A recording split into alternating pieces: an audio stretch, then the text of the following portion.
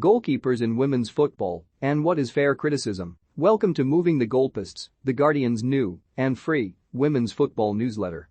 Here's an extract from this week's edition. To receive the full version once a week, just pop your email in below. I've seen better keeping in Sunday League. They need smaller goals. These are just a couple of the comments aimed at female goalkeepers across social media even after the most spectacular of goals. Millie Bright v Ellie Roebuck in the 2020 Community Shield and Molly Green v Watford in the recent FA Championship relegation decider are the ones that immediately come to mind. It would be easy to say the negativity is just part of the toxic online world, where it is on trend to denigrate the women's game. But in truth, it is an opinion that permeates into even the most experienced of pundits. This is not to say that criticism should not exist, goalkeepers inevitably make mistakes and those should be highlighted, but on many occasions, the context of where the sport is currently at is lacking. Female keepers are also viewed, as Everton goalkeeping coach Ian McAlden sees it, through a male lens, where the people who are commenting on it, all they do is watch men's football. With the popularity of the women's game having grown relatively quickly, it is easy to forget how young a professional sport it is. When Rachel Brown-Finnis, England's former number 1, joined Everton in 2003, goalkeeper coaches were not a guarantee. I was in the top league and playing for England, and I didn't always have a goalkeeper coach. That was probably replicated across the whole league. Crystal Palace's goalkeeper, Chloe Morgan, had a similar experience. She began to receive specific training to hone her skillset only a couple of years into her Tottenham career, after joining in 2015. That was when I first started to learn technique, distribution, communication, all those kinds of things that I'd just been doing before, but now there was technique involved in it. I was learning how to dive safely, where I should be positioned in goal, and how far upfield I should be. I think that's when I really saw a leap in my progress. With the professionalization of the game in the last 5 years and the introduction of full-time specialist coaches like McAlden, the development has been clear to see. With increased talent ID, there is now a young crop of goalkeepers, players such as Sandy McIver and Hannah Hampton, who are reaping the rewards of receiving specialist training earlier in life. McAlden has seen his discipline develop before his own eyes, having started out with Hibernian ladies over a decade ago.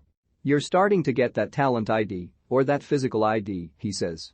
Combined with good goalkeeping coaching and all your sports science, I think that plays a huge part. It just breeds a better quality of goalkeeper.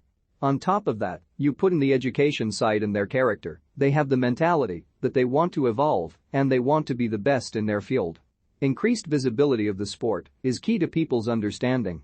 When Brown-Finnis remembers the 2019 World Cup, it was all about the goalkeeping quality, with Chile's Christiane Endler among those taking center stage. Having stepped into broadcasting in her retirement, she hopes they will start to change perceptions of what goalkeepers actually go through by showing it through their eyes. Goalkeeping is an ever-evolving skill, and, for Morgan, there also needs to be a little bit of an appreciation for its later development. For it to reach the next level, she wants a stronger pathway for female goalkeeper coaches to progress and more grassroots focus on her specialism. For McAlden, financial support is also key to building on the foundations. Goalkeeping coaches must be given their worth, he says. At this stage, we can't keep doing things for nothing. I think that's where it must change. Coaches need to be paid their salt, and the female players need to be paid their salt as well, because the dedication and what they sacrifice to do their passion just isn't balanced off with the finances. As with the whole sport, goalkeeping in the women's game is finally getting the attention it deserves. This summer's European Championship finals will provide it with the biggest platform it has ever enjoyed. Inevitably, there will be mistakes, but remembering the context is key. If 2019 is anything to go by, there will be plenty more to celebrate than criticize.